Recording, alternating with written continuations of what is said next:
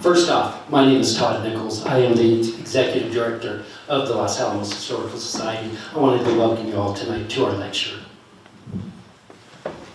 There's a little bit too much for me to memorize tonight because obviously you can see I don't quite have it together tonight. So, we're kind of putting the hat on. My name is either Todd Oppenheimer or Robert Nichols. I'm not sure what, but it's one of them.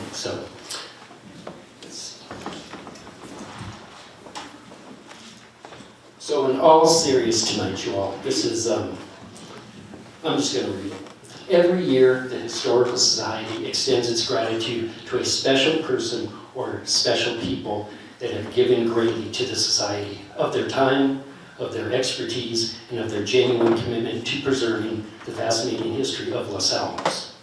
This evening, I have the great pleasure to present two extraordinary people.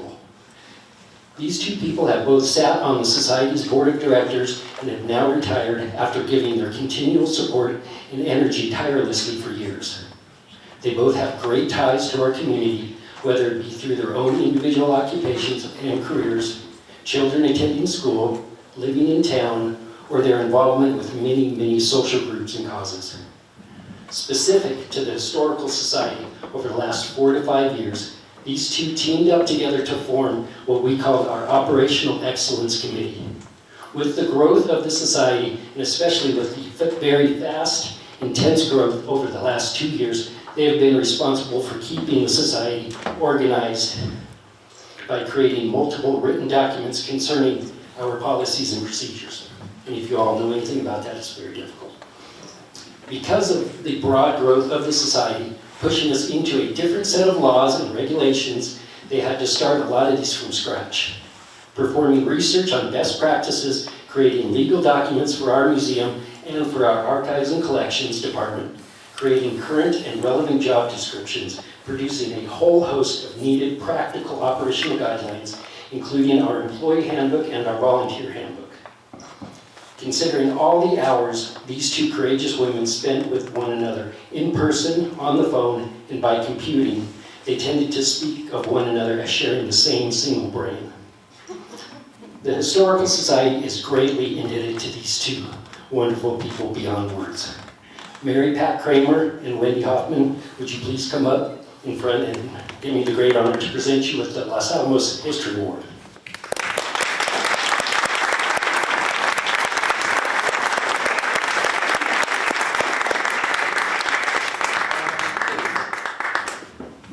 Thank you.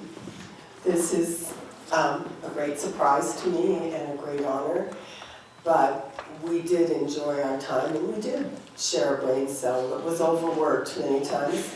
Policies and procedures, the least sexy of all the committees on the board, and so we had to make our own fun.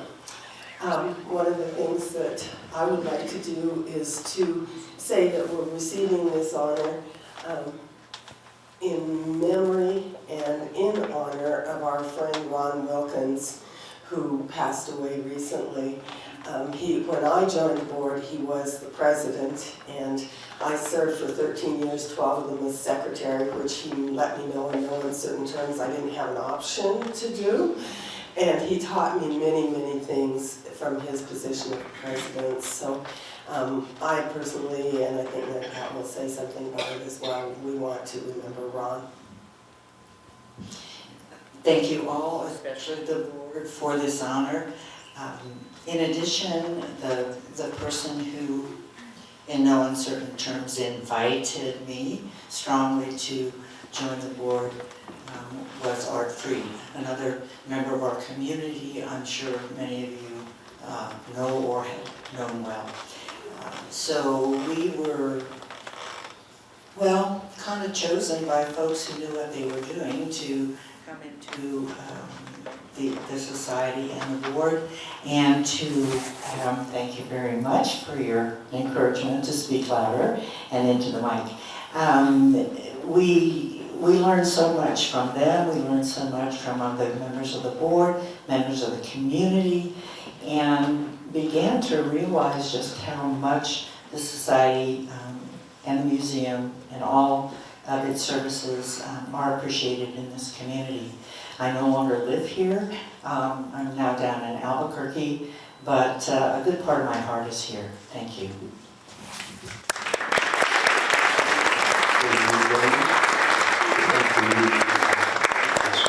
Thank you so much. Thank you. And now I will turn it over to Mackenzie.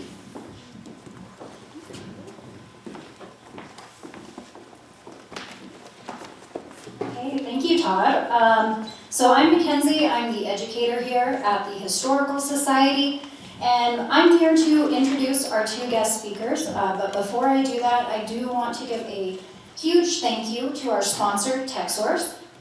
They funded our entire lecture series this year, so really we couldn't have done it without them. We really appreciate it. I also want to thank Pack 8. They are always here recording our videos. In case you guys didn't know, you can always watch these YouTube videos free online. I have a QR code, but you can also search Los Alamos Historical Society and we'll pop up on YouTube.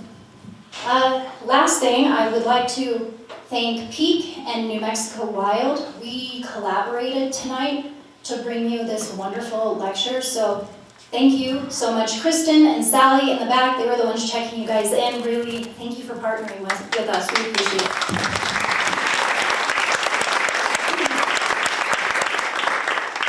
Okay, and a very short and sweet introduction for our guest speakers. We're honored to have two members of the Via Caldera here, Park Ranger Adam Dean and lead wildlife technician Tyler Obermeit. Did I say that right? Okay, good. Thank you guys for coming, and I will hand the mic over to Adam, who's going to get our lecture started. How do I advance the slides? Hi everyone, thank you for having two National Park Service employees outside of our natural habitat at Via Caldera to talk about a very important issue. So we can advance. Thank you. I wanted to begin the story of wolves in New Mexico by talking about this guy, Homer Pickens. Have any of you heard of or even met Homer Pickens? Okay. So the rest of you may be wondering who on earth is Homer Pickens and what is he doing in a lecture about wolves? And the answer is, while his name may be lost to history, his life story is a good window into the story of wolves in New Mexico, and particularly in the Jemez Mountains. Pickens is most famous, of course, for rescuing the black bear cub, the cute guy we see here, who he later complained bit his own children, that became the internationally famous Smokey Bear. And it is Smokey Bear, not Smokey the Bear, unless you want to piss off the Forest Service. In 1953, after the Smokey fame, he became the director of the New Mexico Department of Game and Fish. After losing that position for belonging to the wrong political party, Homer Pickens took a job as the conservationist here in Los Alamos for the Atomic Energy Commission. Later in the 1970s, he took another job at what was then the Baca Ranch, what is today Via Caldera, which he thought should become open to the public. But it is Homer's earlier career and his later life regrets that I find particularly interesting. Homer and his brother Albert were from Texas. Albert, the older one, had taken a job with the Biological Survey, which is the predecessor of today's U.S. Fish and Wildlife Service in the early 1920s. Albert then got his younger brother a job, that's why Homer moved out to New Mexico from Texas, working with him in the Predatory Animal and Rodent Control Service of the survey. It was a branch of this government agency. Created in 1914, just 6 years later, by 1920, the Bureau was expanding in New Mexico with the goal of killing as many wolves, mountain lions, grizzly bears, coyotes, and prairie dogs as possible. Complete eradication of wolves, though, was the #1 priority. Homer joined his brother and immediately started killing wolves.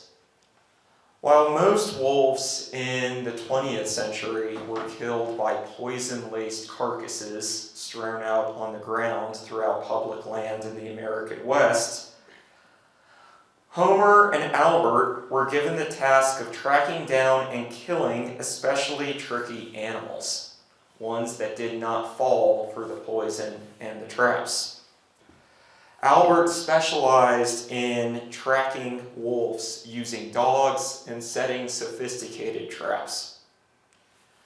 By 1928, the Biological Survey, again the predecessor of U.S. Fish and Wildlife, estimated that the presence of wolves in New Mexico was coming to an end. In 1932, according to our records, or a year or two later by Homer Pickenson's reckoning, John Davenport, who worked at the Baca Ranch, shot the last Mexican gray wolf in the Jemez Mountains. The Davenports later gave this wolf after it went through taxidermy to Homer, who donated it to the Los Alamos Museum. I was meaning to ask you all if you still have the wolf, because he apparently donated it at one time. After wolves, mountain lions became what the Bureau called, quote, Puma enemy #1. Get it? Puma is the public enemy. Homer, that wasn't my joke, that was from the time period. Homer quickly achieved fame as an expert outdoorsman and mountain lion hunter. In 1932 alone, according to Homer's own account, he killed 36 mountain lions in the Jemez Mountains. Now, Homer would live to be 91, dying in 1995, just 1 year before gray wolves were reintroduced to Yellowstone, and 3 years before Mexican gray wolves were reintroduced to Arizona and New Mexico. Throughout his long life, and particularly in his autobiography, written in old age, Homer reflected on the ethics of wolf eradication and the decimation of the mountain lion population. This wasn't a new debate, though we sometimes think it is. Homer personally knew both Ben Lilly, an unrepentant predator hunter with a religious zeal for killing as many wolves, grizzlies, and mountain lions as possible, but he also knew and was friendly with the far more famous Aldo Leopold, whom, like Homer, had taken a job in predator eradication straight out of college, but later would become America's most famous advocate for wolves, grizzlies, and ecosystems. In fact, he was the one who popularized the term ecosystems in kind of the public consciousness or mindset. Homer read a 1938 book called Animal Outlaws by one Gideon Graham with interest. The book was an early criticism of the predator eradication efforts at the time, including the ethics of using steel traps. Homer read reports celebrating the boom in the deer population in the 1930s, allegedly attributed to the absence of predators, but then had to respond to a flurry of complaints from Los Alamos residents in the 1950s about extreme deer overpopulation, which just doesn't seem much has changed since then. In his later years, Homer came to regret his role in predator eradication, remarking to his children that he was glad that the mountain lion had survived eradication in New Mexico, and that he was fully in favor of wolf reintroduction. Predator eradication was his biggest regret in life and deeply wrong. Only predators actively targeting livestock should be killed, Homer felt. Now, Homer had lived through and participated in a critical time period in the history of wolves and their relationship with humans. The wolf hatred prevalent in the 1920s and 1930s, when Homer and his brother were killing them, was of course not new. Societies with domesticated livestock, we're back on. Societies with domesticated livestock worldwide had long hated wolves because of their occasional predatory behavior towards valuable animal property, that is, domesticated animals. In 1645, English colonists in literally the Massachusetts Bay Colony implemented a bounty system for wolf heads. So you bring in a wolf head, you get some money. They had earlier used wolf ears, but then found out that people were kind of, counting one wolf as two. In other parts of the world, 1647, the Swedish monarchy put in place the first wildlife bounty systems for any animal, specifically targeting brown bears and wolves in what is today both Sweden and Finland. By contrast, indigenous societies without domesticated livestock, even those with dense urban populations, had no problem living with wolves and even venerated them.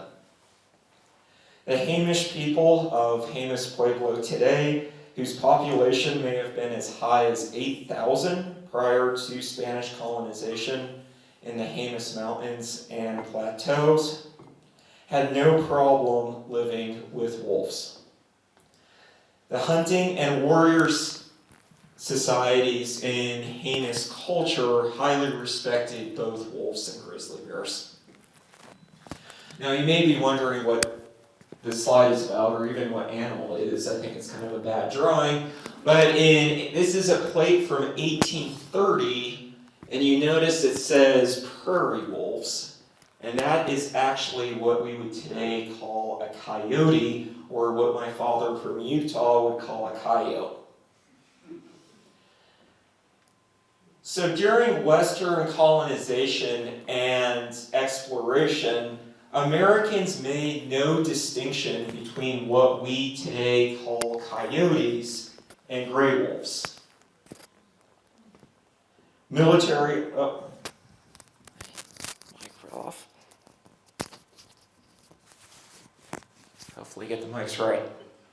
So military officers, explorers, simply called coyotes prairie wolves. They were a wolf, according to them.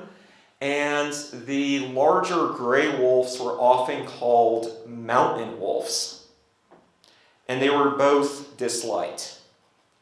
Incidentally, this is the inverse of how the Navajo view wolves, which is as big coyotes.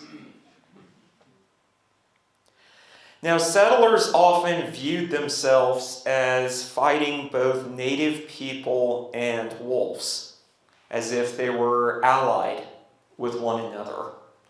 And it may seem confusing to us, but it doesn't when you start to read writings from the 19th century. Get with that slide later. So the Lakota, for example, also known as the Sioux, but they much prefer the Lakota, it was commonly talked about how many wolves traveled through their domains and how they seemed to have no problem with it. The Lakota were also a big deal for the U.S. because they were highly skilled and ably led warriors capable of winning open battles against the U.S. military, as George Custer found out the hard way. Numerous military officers talked about the Lakota using wolf calls in battles to both intimidate and communicate battlefield tactics, something that didn't go unnoticed at the time. Another example of this link between wolves and indigenous control of the American West comes from this guy, George Catlin. How many of you have heard of George Catlin? More of you should know, he's the first person to come up with the idea of national parks in U.S. history. So he was bored being a lawyer in Wilkes-Barre, Pennsylvania, and decided to go on this crazy trip throughout the American West, including what is today the Dakotas and Wyoming in the 1830s. And he was living at a time when the Lakota were very powerful militarily, and there were tons of wolves around. Why? There was actually an explosion of the wolf population tied to commercial bison hunting. So bison hunters commercially would shoot the bison, leave the carcass on the ground, take the fur, and that created a temporary explosion in the wolf population. Now, Catlin drew wolves in his sketches. He didn't particularly like them. But he had an interesting view of the future. He predicted quite correctly that the American bison would go nearly extinct. And he understood that commercial bison hunting would lead to war with the Lakota. Now, this is where he sounds a little off kilter. He wrote that with all the prey gone, millions of wolves, I think he was exaggerating the number, along with indigenous nations like the Lakota, would threaten colonial settlements. And so he called for a nation's park to help preserve bison in the American West that he saw. In other words, wolves and the indigenous population were viewed as obstacles to Western colonization, even by the first man to call for the creation of national parks. I find this interesting. So this is after the Wounded Knee Massacre, which was kind of the last of the so-called Indian Wars of the 19th century. Unlike the Lakota battles of the 1860s and 1870s, this was a lopsided massacre rather than a battle. But this was a major news magazine kind of depicting the final defeat of the Lakota. And of course, there's some wolves in the background as well, kind of signifying the end of their domain. Now, Mackenzie's saying this was an odd slide, so you'll have to bear with me while I explain, but I will. So in many books on wolves and humans, various authors have suggested that religion has played a role in wolf hatred. And there may be a kernel of truth here. Homer Pickens wrote that his acquaintance Ben Lilly pursued predators with a religious fervor and believed that killing wolves, bears, and mountain lions was doing God's work. Pickens, however, felt it quite odd that Lilly would stop tracking predators on a Sunday to observe the Sabbath. In other countries, there's hints of this. In Finland, for example, clergy read wolf bounties from the pulpit of Lutheran churches. And of course, many societies that had institutionalized religion, be it Christianity or forms of Buddhism in Japan, did pursue wolves with a special sort of viciousness, baiting them and torturing them to death. But I'm actually not convinced of this at all. In fact, religious groups that dissented from the anti-wolf viewpoints of the day often altered their views over time. So let's talk about the LDS Church. So killing wolves is justified in the Book of Mormon for protecting livestock, but Joseph Smith, the founding prophet of the LDS Church, instructed his followers, quote, not to kill any animals or birds or anything created by Almighty God that had life, simply for the sake of destroying it, end quote. And actually, some early, more LDS church doctrine said leave wolves alone. Famously, there was a sermon by the LDS apostle George Smith. This is on their way to Utah after Smith had been murdered by an anti-LDS mob in Illinois. A wolf literally showed up to their outdoor sacrament meeting. That was their, what LDS people call Sunday services. And George Smith said, leave it alone. We need to follow Joseph Smith's teachings.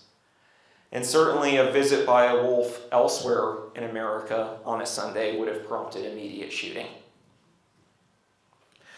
But what's interesting is that George Smith's insistence on leaving the wolf alone did not prevent cattle herders in Brigham Young's wagon train on the way to Utah from killing wolf pups when they came across a den.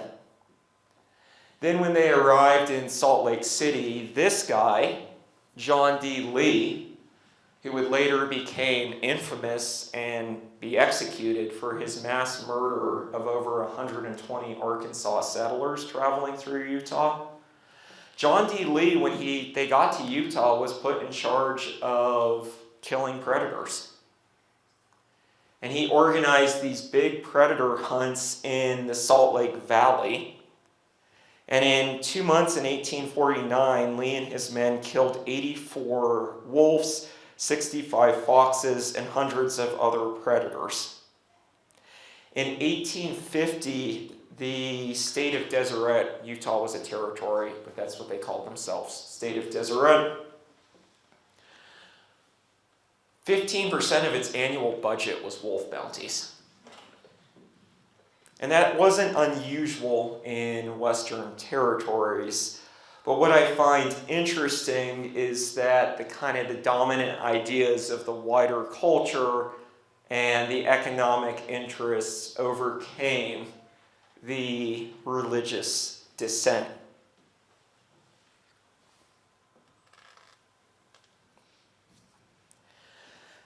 Nor did wolves get much love from early conservation groups and famous figures in the 19th century, including powerful politicians like Theodore Roosevelt, who certainly wanted to protect forests and popular animals like the bison, which he almost single-handedly saved. But they had no love for wolves. Some sport hunting groups, like the Boone and Crockett Club, expressed discomfort with this sort of thing, torturing wolves to death, killing them in traps, but they had no problem with wolves dying ethically. And they also believed that the elimination of wolves would result in supposedly higher numbers of desirable game animals for sport hunting. Again, this was not actually uncommon. So in other parts of the world, between 1906 and 1929, a magazine called Suomen Metsästyslehti. If you don't speak Finnish, that means Finnish Hunting and Fishing Magazine. Nearly every issue, there's anti-predator viewpoints calling for the eradication of wolves, bear, and lynx. Now, what is really interesting, this is a key point I want to give in the talk. For all the 200 plus years of hatred towards wolves, they weren't actually close to being eradicated. So when the wolf hunting was done by sociopaths like John D. Lee, yes, he killed a lot of wolves, but it didn't result in complete eradication. The bounty system was also notoriously corrupt and inefficient. So people collecting money. It was $300 for grizzly bears in the early 1900s in New Mexico. But state authorities felt that fraud was rampant, and it only led to a temporary reduction in the wolf population. Future wolf hunters would be like this guy, J. Stokely Leon, or like Aldo Leopold, who had a degree in wildlife biology from Yale. So how did wolf hatred lead to eradication? Well, number one, the favorite prey species of wolves in New Mexico, that is elk, as Tyler's going to talk about, they eat about 80% elk, were being eradicated themselves. From 1884 to 1905, New Mexico's public lands and forests were heavily overgrazed. Grass cover disappeared. Streamside vegetation was altered or entirely eliminated. Streams grew wider, shallower, and warmer from grazing-induced erosion. Elk are grazers who rely on healthy grasslands, and they lost significant habitat.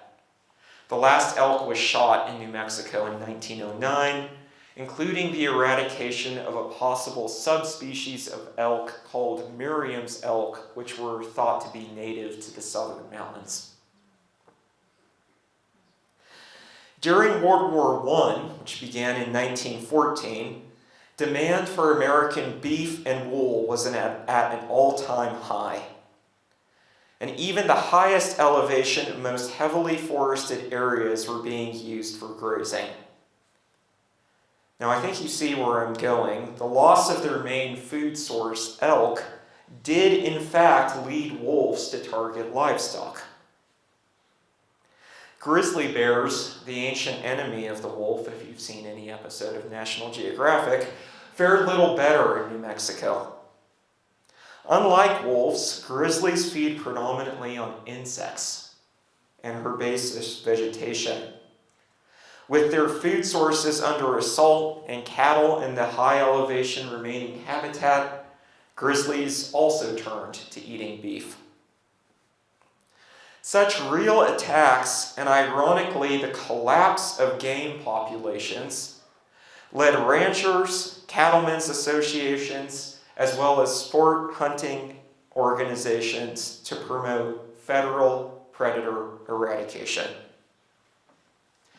Another thing that I think is also lost here is the early 1900s saw the US government doing a lot more things. In 1905, Congress created the US Forest Service, managing vast amount of forests in the interests of sustainable logging. It also started collecting grazing fees on public land. National Park Service, 1916. Government doing more. The result of both this trend of government doing more and the specific lobbying of organizations such as the New Mexico Game Protective Association and powerful men like Victor Culbertson of the GOS Ranch in the Gila National Forests was the creation in 1914 of the Predatory Animal and Rodent Control Service, or PARC for short, which would be a bureau within the Biological Survey. So the hunters that the service would employ were not violent sociopaths like John D. Lee, capable of killing wolves and humans, but people like Homer Pickens. And people like these, wildlife biologists with college degrees. Using mostly strychnine, which was a type of poison, you would lace it with a carcass, but also traps and hunting parties with well-trained hounds for particularly tricky animals, These men oversaw the eradication of wolves in the United States, with just a few packs escaping the slaughter in northern Michigan and Minnesota. In 1926, professional hunters employed by the National Park Service killed the last wolves in Yellowstone. There's actually a rumor that wolves still existed, so much so that Congress funded a study in the 1970s. And this wildlife biologist took a early boombox and was booming wolf calls throughout Yellowstone and heard nothing in reply. Last wolf here, 1932, Jemez Mountains. The so-called last wolf in New Mexico is very difficult to prove. Some sources saying as late as 1970, because there were still a few wolves from Mexico that would come north into New Mexico. But in that year, U.S. Fish and Wildlife declared the Mexican gray wolf, which as Tyler's going to talk about is a distinct subspecies, completely extinct in the United States. The trajectory of grizzly bears followed. So this guy, J. Stokely Ligon, head of the New Mexico Predatory Animal and Rodent Control Service, as early as 1918, as he said, quote, "As the wolves and lions are killed out in certain districts, much light is thrown on the case against bears as predatory animals. The grizzly would be eradicated from New Mexico by the 1940s, with the last animals actually being reported locally here in the Jemez Mountains. Coyotes were next on the eradication, but ended up winning. That's a story for another day. Interestingly, the modern poison and hunting techniques made their way from the U.S. to Mexico as well, reducing the population of Mexican gray wolves there to almost non-existent by the mid-1970s. However, by the 70s, there was a change in attitude nationwide, and not actually subject to any particular political party. Both Republicans and Democrats no longer wanted to eradicate species from the planet, passing the Endangered Species Act in the Nixon administration in 1973. Following this, the U.S. listed Mexican wolves as an endangered subspecies in 1976 and gray wolves as a whole in 1978. So fearing the complete eradication of the species, like what happened to Merriam's elk here in New Mexico, the United States and Mexico created the Wolf Recovery Program in 1982 with literally 10 individual Mexican gray wolves, the only ones left on the planet, with a breeding program led by U.S. Fish and Wildlife Service in Albuquerque.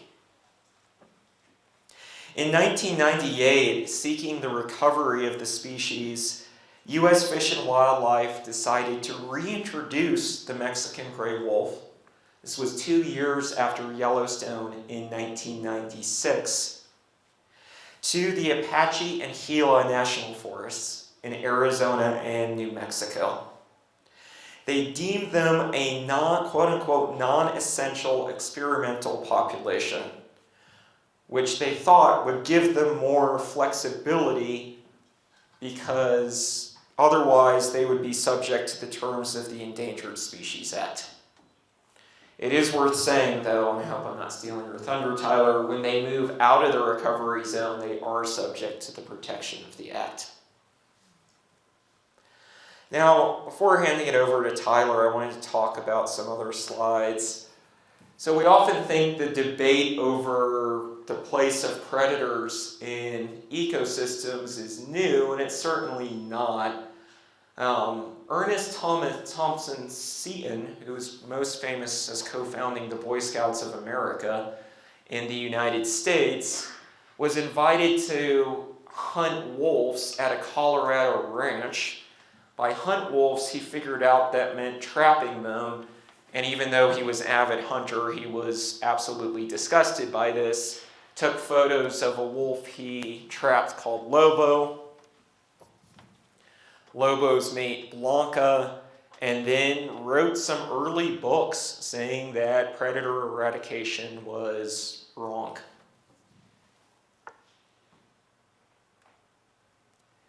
So I bring this up not just to show the difference with John D. Lee, but they're critical to understanding the modern wolf issue is actually wolf subspecies. So back in 1939, they thought there were a ton of wolf subspecies. And they did this by examining skulls. But modern day, U.S. Fish and Wildlife recognizes 4, possibly 5 subspecies. There was a big reduction following DNA evidence. So you have the Arctic wolf up north, northern grays, Mexican grays, the Great Plains wolf, and the eastern wolf. And so historically, where we are in northern New Mexico was a transition zone between 2 species, the Great Plains wolf and the Mexican gray wolf, which breed with one another. And I think these maps, like this one, are super helpful, but they can also be deeply misleading because these lines only exist on a map. So no artificial lines or human borders. So for example, Highway I-40 is the northern border of the Mexican gray wolf recovery area. Wolves would not have recognized that. And historically, these lines between subspecies would not have kept one group of wolves isolated from another. But the consensus is that most historic interbreeding would have been with the Great Plains wolf, not necessarily the farther northern, northwestern gray wolf.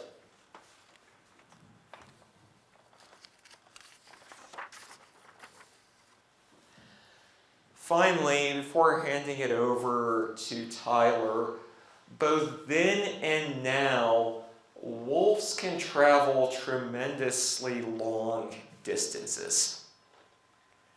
So in reintroducing, which is a major conservation success story, Mexican grays and northern grays, they can travel over 400 miles, in a few cases as many as 600 miles, to vacant habitat. So there was one wolf that went as far from Cody, Wyoming to the north rim of the Grand Canyon. And Asha, who visited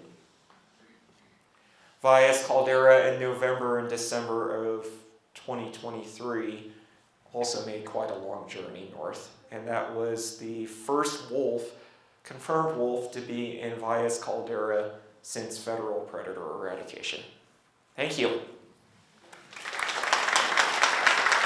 have to do the switcheroo.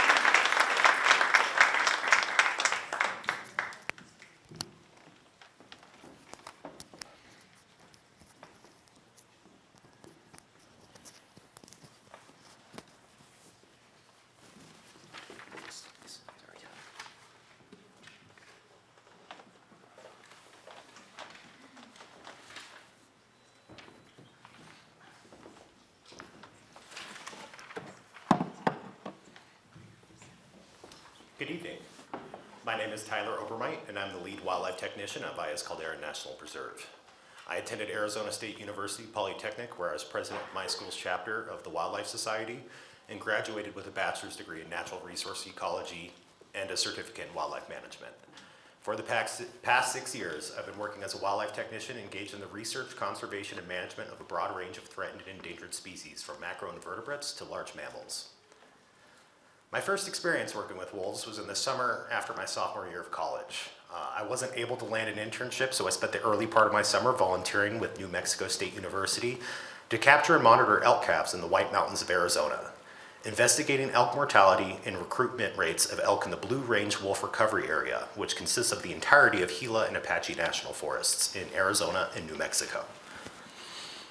After that, I would go on to land an internship at Arizona Game and Fish and spend 3 years as an intern and contractor where I did everything from managing plague in prairie dog and black-footed ferrets, banding bald eagles, surveys for New Mexico meadow jumping mice, translocating endangered spring snails the size of sesame seeds, and working with the interagency wolf team.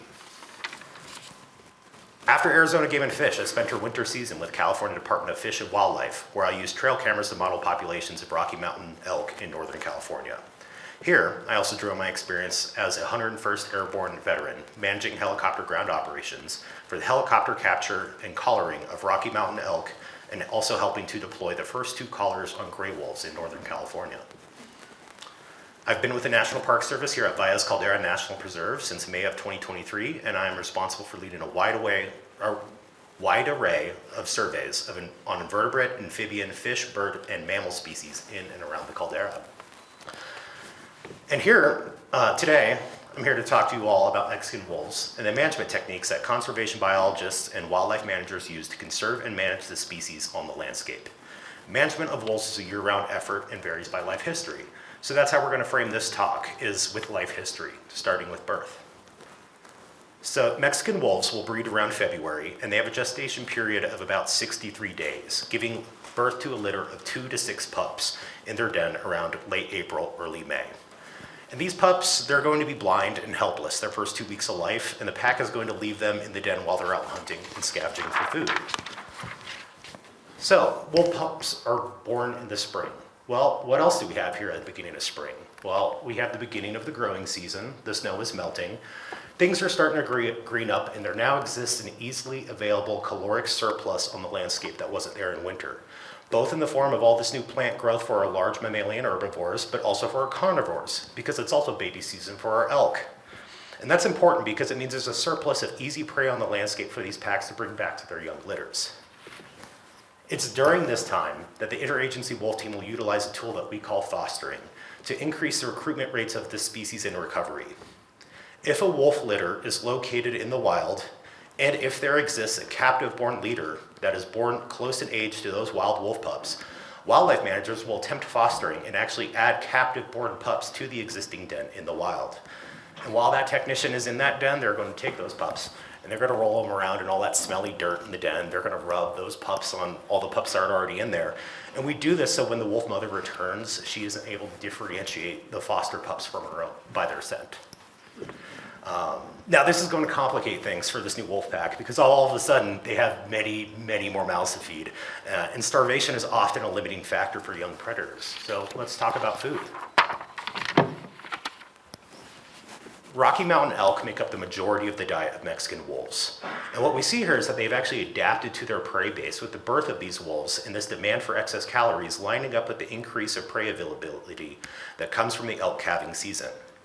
So in the reintroduction area, conservation biologists from New Mexico State University have been analyzing the survival and recruitment rates of elk and their calves and how they are responding to the reintroduction of Mexican wolves.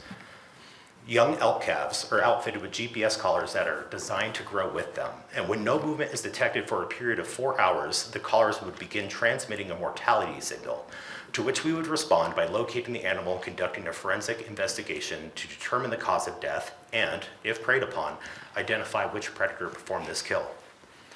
But wildlife managers aren't just looking at the collar data from elk calves, they're also looking at the location data from the wolf collars themselves and use it to investigate kill sites that they're able to infer from clustered wolf location data. And what we're able to learn from research methods like this is that from calving season to hunting season, a Mexican wolf pack will average 1.76 kills a week, with 84% of those kills being elk. During the hunting season, we actually see this average kill rate fall to about 0.93 kills per week, per pack. And this is because they shift significantly to scavenging due to a significant number of elk being shot and then lost by hunters. So now we're going to circle back to cross fostering and all those extra mouths to feed. And how this foster wolf pack is going to make up for all this increased caloric demand? Well, wildlife managers, they're going to help them meet this caloric demand by creating supplemental food caches. And this is done by collecting roadkill deer and elk from the introduction area, which they have no shortage of, and placing either carcasses or quarters nearby the den to create a food cache. Technicians would then cover these food caches in woody debris to keep avian scavengers off of them and set up trail cameras on these caches to photograph and monitor members of the pack. But not all food caches are supplemental. Sometimes they are diversionary. Food caches have also been used to reduce the predation of wolves on livestock. Wildlife managers have positioned diversionary food caches in the vicinity of grazing allotments, thinking that the Mexican wolves will prefer the caches to prey upon cattle. But this turned out to be short-sighted. Excuse me.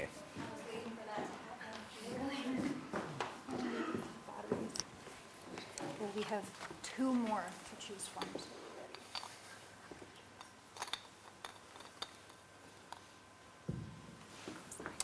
Can everyone hear me? Try again. Check, check.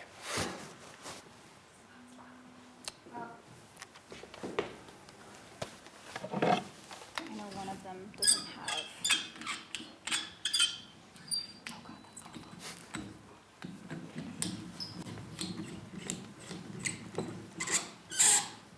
Sorry, everybody, that's an awful sound.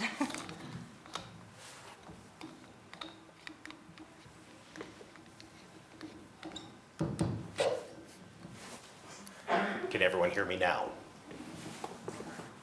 All right. No? All right, I'll speak up. How's that? Okay. Anyways, I'll find my spot here. Not all food caches are supplemental. Some of them are diversionary. Food caches can also be used to reduce the predation of wolves on livestock. Louder? Yeah, I think the microphone needs to be really close. Okay. Sorry. All right. All right. So wildlife managers would position diversionary food caches in the vicinity of grazing allotments, thinking that wolves would prefer the caches to preying upon cattle. But this turned out to be short-sighted because the only things that the wolves loved more than a free meal was killing their own prey. And we found that these food caches would encourage wolves to remain in the area and actually led to a significant increase of beef cattle calf predation rates. So the decision was then made to position these caches far and away from grazing allotments to keep the wolves away from cattle. Throughout the year, technicians on the ground monitor each wolf pack by conducting ground counts on wolf packs, as well as placing trail cameras on caches, dens, and frequently used avenues. Managers also work year-round to haze Mexican wolves to keep them away from grazing livestock. At this time, about 40% of the population of Mexican wolves are fitted with GPS collars, with the goal to have at least 2 collars deployed in each pack. And managers can use this location data to attribute wolves to cattle losses and financially compensate cattlemen. But managers also use this data to proactively keep wolves away from grazing cattle throughout the introduction area. This can be done by hazing, by using that location data to conspicuously approach the pack and bump or nudge wolves away from problem areas. Another method employed to reduce cattle conflict is flaggery, which involves hanging red ribbons at short intervals along stretches of cattle fencing on private land to discourage wolves from approaching. If flaggery isn't successful, active countermeasures can also be taken, such as with battery-powered hazing boxes that emit flashing lights and sirens when the radio frequency of a wolf caller approaches within a predetermined range. But despite all of these efforts, some packs or individuals may still specialize in cattle. And when that happens, attempts are made to remove such individuals from the wild population by non-lethal means, if possible, and place them in captive breeding or sanctuary programs. And now we're going to talk about capture. There are many reasons you may want to capture a wolf, whether it is to install a collar, replace a failing collar, or remove that individual from the wild. So it can occur at any time of year, but typically your collaring activities begin in the fall. As fall arrives and the leaves begin to turn orange, our young wolves of the year will be reaching a weight of about 40 pounds. At this point, it's when their growth rate begins to slow down and they will not quickly outgrow their collars. And managers prioritize collaring those foster wolves because they're particularly interested in their survival. The collar will need to be periodically changed as the batteries die and may to be adjusted as the animal becomes fully grown, reaching a maximum weight of 70 to 80 pounds. And I really want to emphasize that on the weight. Mexican wolves are tiny. When I'm talking about these 80-pound wolves, these are big boys with full stomachs. And if I were to contrast that with northern gray wolves, the two wolves I captured in Northern California clocked in at 91 and 97 pounds. And those were considered average. The most common method to capture and collar a wolf involves the use of leg hold traps, which are pretty much your typical double-jawed bear traps, triggered by a pressure-sensitive pedal tuned to the weight of the target species. These traps are designed to trap the limb of the wolf while minimizing tissue damage. These traps are staked and buried in the ground along frequently traveled routes and usually accompanied by many signs that alert dog owners to steer clear of the area. Wolves are encouraged to interact with the trap by the aid of a scent lure. And after the trap is triggered, a radio transmitter attached to the trap transmits a signal to the technicians to come and check the trap and process the animal. Drugs are then administered via jab stick or dart to sedate the wolf, perform a health checkup, and install a radio collar. Now, if you're always using the same scent lure, wolves, previously captured wolves, can actually recognize that scent lure. And when I was working in Apache National Forest, efforts were made to capture a female wolf who had been making repeated visits to the same barn to prey on sheep. Many of the traps were found closed, but empty, having been carefully dug up by one of the members of the pack and flipped over, presumably to keep younger wolves from stepping in these traps and becoming captured. Trapping operations usually end as the first snows arrive in winter, and as winter snowfall will complicate the ability of trappers to access and inspect their traps on a regular basis. Collaring efforts, however, will continue, but from the air where wildlife managers attempt to count, capture, and collar wolves from helicopters. Helicopter crews typically locate these packs with the assistance of fixed-wing aircraft or by homing in on the frequency being transmitted by other collared wolves in the pack to locate, give chase to, and chemically immobilize these wolves with tranquilizer guns. After the drugs have taken effect, the wolf is then transported to a field veterinarian for evaluation and collar installation before being released back into the wild. The winter also represents when wolf populations are at their lowest, and that is the time that wildlife managers will begin to finalize their counts and estimate population size. As of 2023, 241 Mexican wolves have been identified in the wild. The chance that a Mexican wolf survives to its first year is 50%. If a Mexican wolf survives to its first year in the wild, its chances of reaching its second year is 67%. After that, their survival rate is about 81% year over year. The average lifespan of a Mexican wolf that reaches adulthood is about 7 years. But if you group together all age classes, the average lifespan of a wolf is 3.3 years. As for causes of mortality, for 2023, 31 Mexican wolf mortalities were reported. 35% of those mortalities were attributed to illegal killings. 13% of mortalities were attributed to vehicle strikes. 29% were attributed to natural causes, and that includes disease, exposure, predation, inter- and intraspecific killings, and lightning. 13% of those deaths are categorized as other, and 10% are unknown. Now, that 13% of other, that includes legal killings, where managers are permitted to trap wolves, and you have the unfortunate instance of a wolf dying in your trap. And now if we're going to talk about pack size, you guys just heard all that mortality data, so you can probably realize that's a very dynamic number. But typically, technicians who are observing packs in the wild are finding packs of 4 to 6 individuals. But anything that's more than one wolf, that's a pack. But packs as large as 13 Mexican wolves have been observed in the reintroduction area, but they're usually not that high of a number for very long. At some point, individuals are dispersed from their packs to start their own and seek new mates. Lone wolves are much less accessible at taking large prey than packs are, and lone wolves will sometimes rely heavily on scavenging. Sometimes wolves disperse outside of the introduction area, and when such instances have happened, the interagency wolf team has used their recovery permit and made efforts to capture these wolves and transport them back to the reintroduction area and place them in captivity.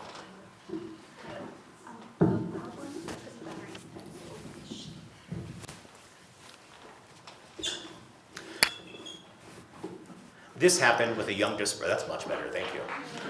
Yeah. This happened with a young dispersing wolf known as male 2520, also known as Anubis, who in 2021 traveled a distance of 150 miles from the vicinity of Alpine, Arizona to Flagstaff, Arizona.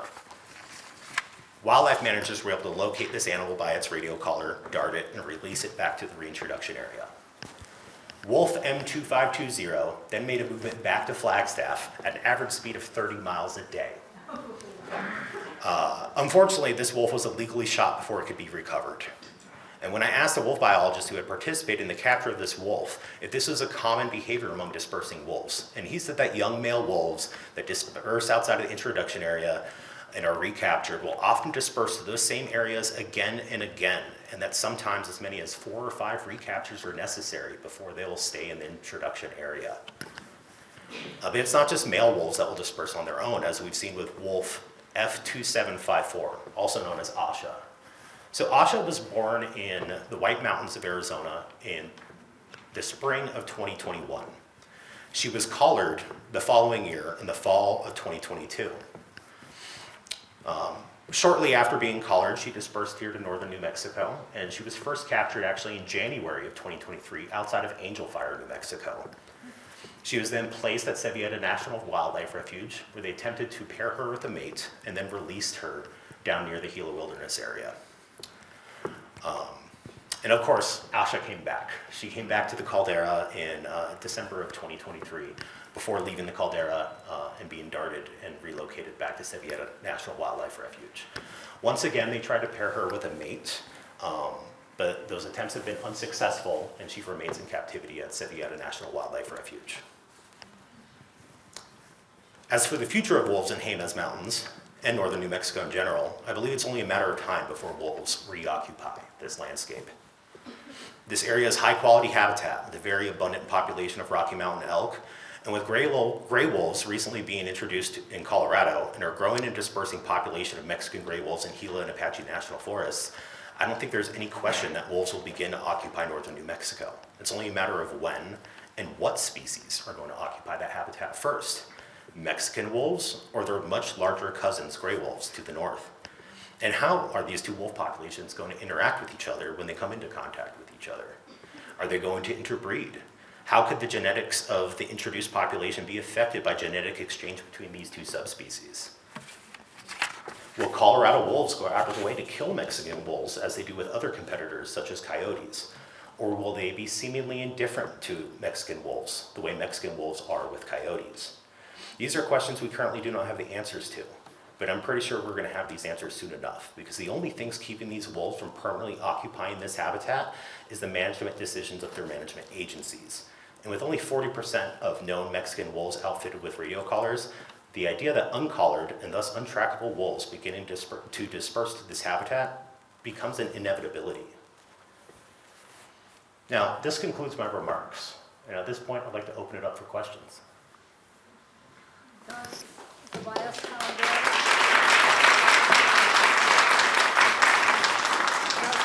Tobias Caldera have an active plan to reintroduce wolves? Valles Caldera does not have a current plan to reintroduce wolves, although in our enabling legislation, we are required, please. Valles Caldera's enabling legislation directs the MPS to protect, preserve, and restore wildlife and other values within the park. Wolves are native to this region and environment, and an important predator species to manage the healthy ungulate population in the mountains. Their return to Valles Caldera National Preserve is consistent with the mandate we have from Congress. So it's wait and see if it happens on its own. Yes. Tyler, you mentioned that there are radio collars for the baby elk that grow with the elk. So why do they not use the collars that grow with the wolves? So these collars that we put on elk calves aren't very durable. They're usually made out of an elastic fabric with pleats, and these pleats are designed to break and grow with the animal as they grow, but it's not a very secure collar. We kind of joke that we're mainly tracking fences because we're constantly finding these collars in our fences. But wolf collars are much more durable, leather, yeah. So those elk collars will just fall off of a wolf pretty quickly? These collars in particular, yes, and with these elk, we would actually use 2 separate devices. So we'd use the GPS collar, but then we'd also attach a VHF radio transmitter via ear tag. Okay. Thanks.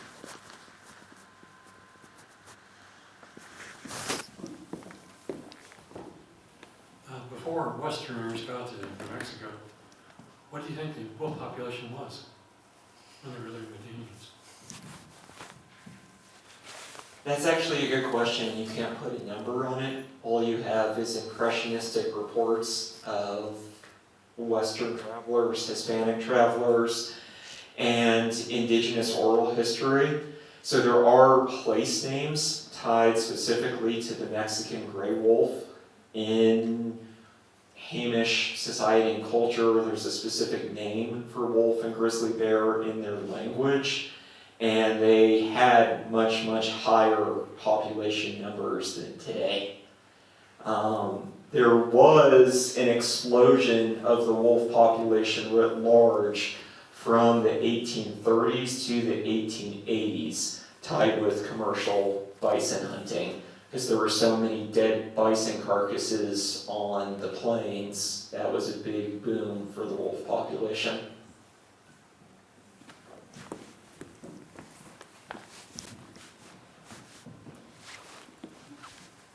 You mentioned a little bit about the interactions between different types of wolves and the local coyotes, and I wanted to hear a little more about that. What's the likely impact on the coyote populations? So what we have observed with northern gray wolves is that northern gray wolves will go out of their way to oppress intraspecific predators. So they see a coyote, they see something else that's eating the same meals that they are, they'll go out of their way to kill that predator. With Mexican wolves, they seem pretty indifferent to coyotes, and also domestic dogs as well. They just seem particularly uninterested. And then also there's red wolves, which readily breed with coyotes. So, like, I know Adam had mentioned that there is genetic exchange between prairie wolves and Mexican wolves. And while we do have the genetic evidence, we don't actually have any observations on how these two species will interact.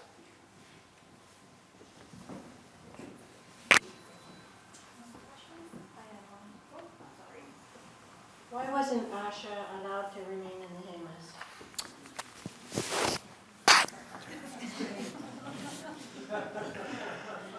I don't think it's been answered here. No. All right, so the justification for relocating Asha was that there were no mates out here for her, and that her genetics were too valuable to let her just run off into the woods and not reproduce. You know, if, as Adam had mentioned earlier, at one point there was only 10 Mexican wolves alive. And that's a pretty severe genetic bottleneck, so any genetic diversity that exists is incredibly valuable.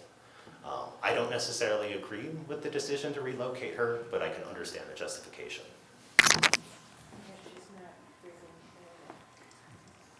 So I actually had a question pertaining to that genetic diversity question. So with the population that was recovered being so small and the genetic pool being so small and fragile, how do you think the interbreeding of wolves will affect this over time? Since I don't think it's going to be the same population that it was before, but you know, if you get... It's a really interesting question. It's kind of hard for me to predict. But one thing that we'd start to see is different colors. So Mexican wolves tend to only come in one like multicolored color scheme, where monochromatic white and black is something that's pretty exclusive to northern wolf populations and does not exist in Mexican wolf populations. Are Mexican wolves totally eradicated in Mexico, or can you bring in more wolves from Mexico just for new genetics? I believe that Mexican... They were eradicated from Mexico too. Right. I believe that Mexican wolves were also eradicated from Mexico just at a later date than here in the United States. Okay, so there's no source to go back to. No, what we have is what we got. Mexico is reintroducing populations of Mexican gray wolves, but they are doing so with ones from the United States.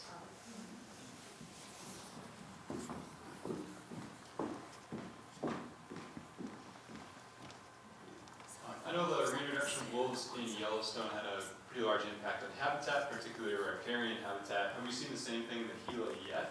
Are you expecting anything like that?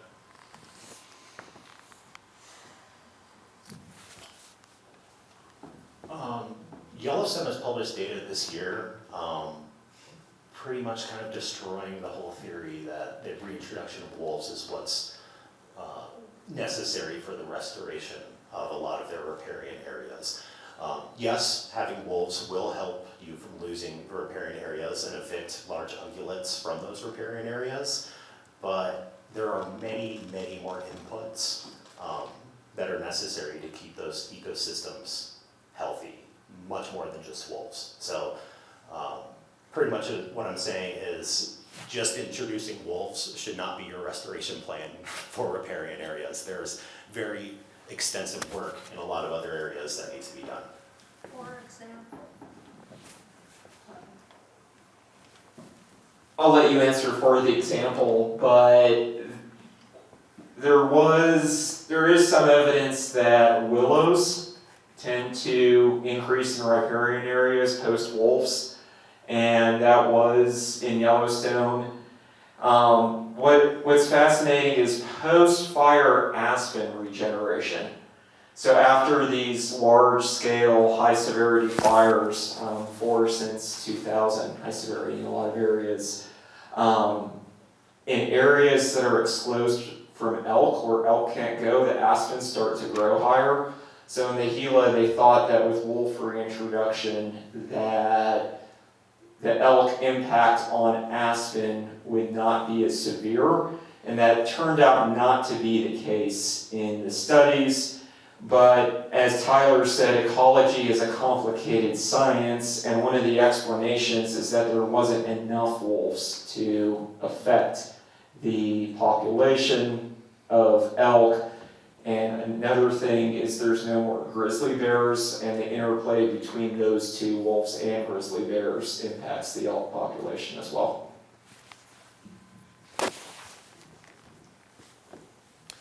And to answer your question about what else needs to be done to restore riparian areas, that includes willow plantings, hydrological changes to raise the water table, but then there's other things we don't have control over, like warming climate, that greatly affect the establishment of willows.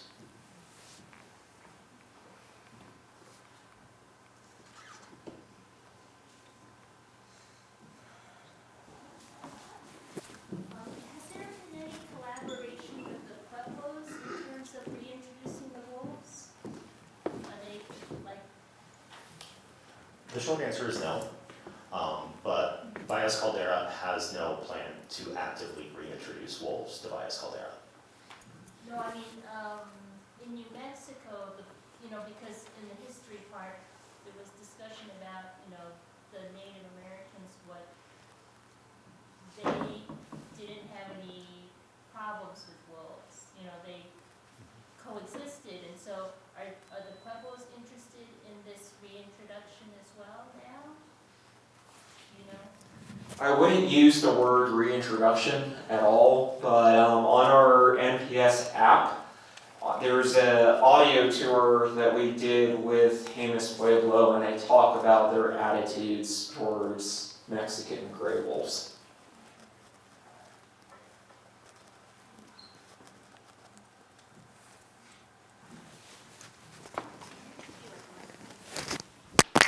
Are there any plans to reintroduce grizzlies? Much less conversation, if any, about grizzlies than Mexican gray wolves. But if you're interested in what I was talking about, there's a real-life Bigfoot story. As Tyler likes to joke, we have so many wildlife cameras, if Bigfoot was real, we'd find him. But there was a grizzly bear shot in 1979 in the San Juan Mountains of Colorado, long after they thought they had been eradicated. And so the story of that one last grizzly bear in Colorado is pretty fascinating and pretty late date in the story of eradication.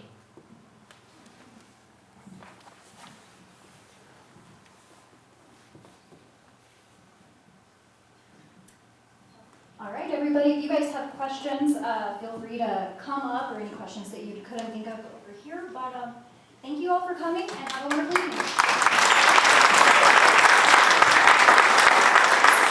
Sorry about the microphone issue. Thank you for coming up to save.